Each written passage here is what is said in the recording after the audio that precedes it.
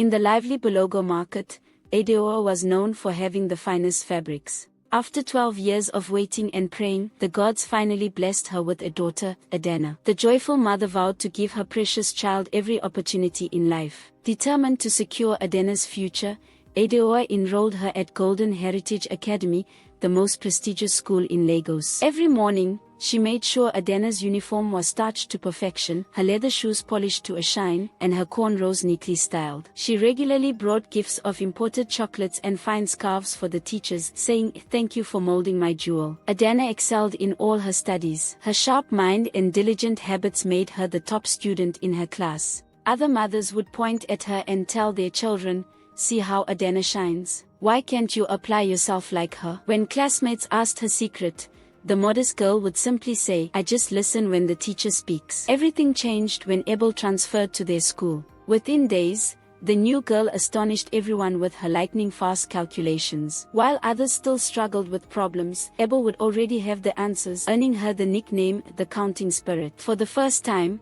Adana faced real competition. Would she rise to the challenge?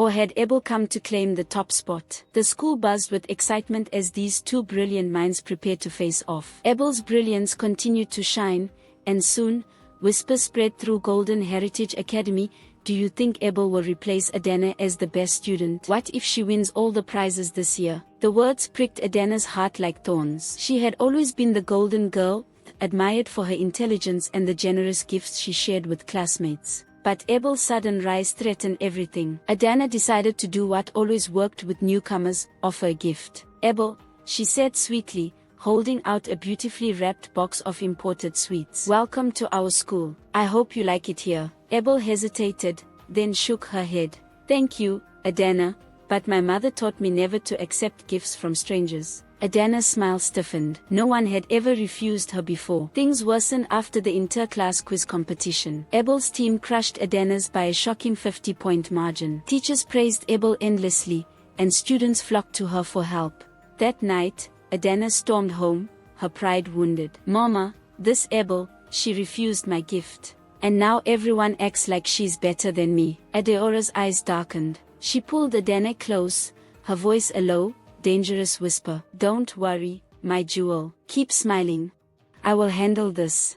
Adana knew what that meant. For years, Adeora's gifts to teachers and students had never been just gifts. They were exchanges, each one carrying a hidden curse. Those who accepted unknowingly surrendered pieces of their luck, talent, or future, all to fuel Adeora's thriving business and Adana's unmatched success. "What is this girl's full name?" Adeora asked. "Ebelchukwu Nwadike," Adana replied. A slow smile curled on Adeora's lips. "Good.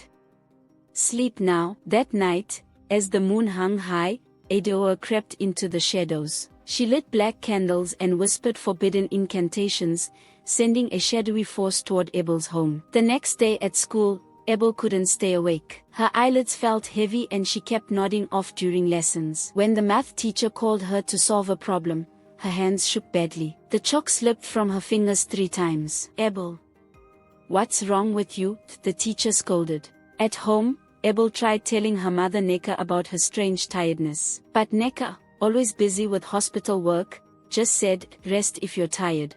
At night, Abel had scary dreams about a dark place where shadowy people made her eat rotten food. She'd wake up exhausted, feeling weaker each day. During a science test, Abel's hand shook so much she couldn't write properly. She failed for the first time. Classmates whispered maybe Abel wasn't really that smart. Abel cried alone in the bathroom, confused about what was happening to her. Abel woke up every morning feeling terrible. Her whole body hurt like she had been running all night. Her head pounded and her mind felt foggy. In class, she couldn't focus no matter how hard she tried. Her hands stayed weak and shaky, making it impossible to write properly. As time passed, her classmates started noticing. "Have you seen how Abel acts now?" Bimp whispered. "Remember when she was the smartest? Now she can't even hold a pen," another girl said. Some even thought, maybe she's just being lazy. Abel heard these whispers but just kept her head down. The bright, happy girl they knew seemed to be gone. Every day, Abel tried to tell her mother Neka about what was happening. But Neka, who worked long hours as a nurse, always said, "We'll talk about it later, my dear." That later never came. At night, Neka was too tired to really listen, only giving short answers like aha to Abel's worries. Things got so bad that Abel's teacher called Neka to school. Mrs. Nwadike, the teacher said carefully, Abel isn't the same student anymore. She can't concentrate, her work is suffering, and she acts differently. At our school, we expect better. Please take her home and help her. Neka turned to Abel, frustrated. Why are you behaving like this? Abel didn't know how to explain. This silly behavior needs to stop right now, Neka scolded. At home, Neka punished Abel, no TV, no sweets, no playing with friends until she improved. But Abel only got worse. One night, she accidentally broke a vase. What's wrong with you? Neka shouted. You've always been so careful before, Mama, Abel said quietly, tears in her eyes. I don't want to go to school anymore. Neka was shocked. But you've always loved school. I don't feel like myself anymore, Abel cried. Please, can I just stay home? For the first time, Neka saw real fear in her daughter's eyes. A look of worry crossed her face too. She finally realized something was seriously wrong with Abel. Early that morning, Neka called her childhood friend Momandozi in tears. I can't come to work today. Something is terribly wrong with Abel. Momandozi arrived that evening, her sharp eyes missing nothing. She took one look at Neka's exhausted face and said, My friend, your eyes tell me you haven't been to church in months. What heavy burden are you carrying alone? Neka sighed, her shoulders slumping. Between double shifts at the hospital and caring for Abel. I'm drowning, Ngozi. The world moves too fast these days. Just then, Abel shuffled into the room like a ghost of her former self. Mom Ngozi gasped loudly, clutching her chest. Chinik. Abel Modu, who has stolen your light, she cried out, her voice trembling with righteous anger. Look at how they've drained my daughter's glory. Neka blinked in confusion. What are you seeing that I'm not? Momandozi grabbed Neka's hands urgently. Open your spiritual eyes, sister. Your daughter's chi has been attacked. Can't you see the darkness clinging to her? Without waiting for response, Momandozi, the most feared prayer warrior in their parish, sprang into action. She placed both hands firmly on Abel's head and began praying with fiery intensity. In the name of Chaku, I shatter every evil chain. Every darkness hiding in this child must flee right now by fire. Abel's body jerked violently. She collapsed to her knees, coughing like someone choking. Then with a terrible retching sound, she vomited up strange white clumps, the cursed food from her nightmares. Neka screamed when she saw the lumps actually moving before dissolving into black smoke.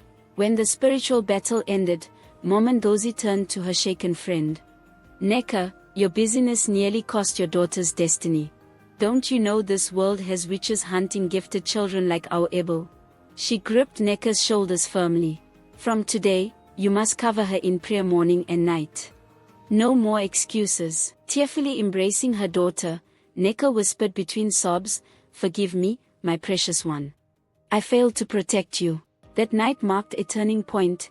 Neka finally understood no career success was worth her child's spiritual well-being. After the spiritual cleansing, Neka became a different mother. She and Abel started each morning with Bible study and prayers, their voices rising together in psalms of protection. Slowly but surely, Abel's strength returned, her mind cleared, her hands steadied, and the nightmares stopped completely.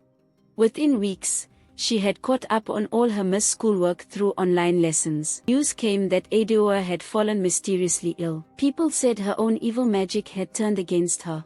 Adana, now without her mother's help, could only watch as Abel won the top student prize again. When Abel returned to Golden Heritage Academy, her comeback stunned everyone.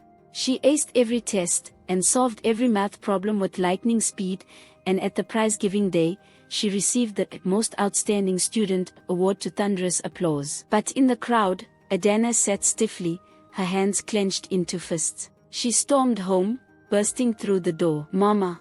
Mama! Abel has won everything. All your work was for nothing. Adeora's eyes darkened. Foolish child, she hissed. I'll finish this tonight.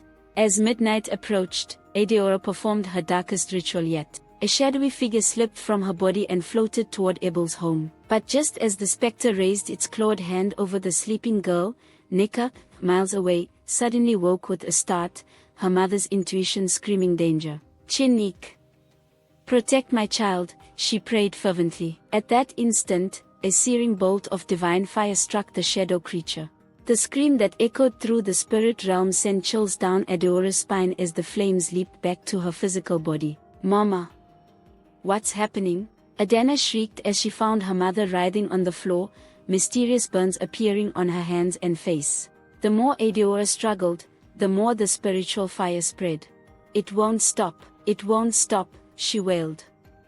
The next morning, a trembling Adana approached Abel at school. Please, she begged, tears streaming down her face, tell your mother to stop the fire. She's burning and we can't make it stop. Abel simply looked at her former rival with pity but said nothing. By week's end, Adeora and Adana had disappeared from town. Some said they fled to a remote village, others claimed they saw Adeora's charred remains being carried away one stormy night. The lesson rang clear through the school: when you fight against the light, you risk being consumed by your own darkness. And as for Abel, she continued to shine brighter than ever, protected by a mother's love and the righteousness that no dark magic could ever extinguish. The moral of the story is jealousy can destroy even the most powerful people. Adeora's envy of Abel made her do terrible things, but in the end, it was her own darkness that brought her down. No matter how strong evil seems, good will always win. Abel was protected by her mother's love and prayers, and that shield of goodness was stronger than any curse. A mother's love and prayers can protect her child from harm.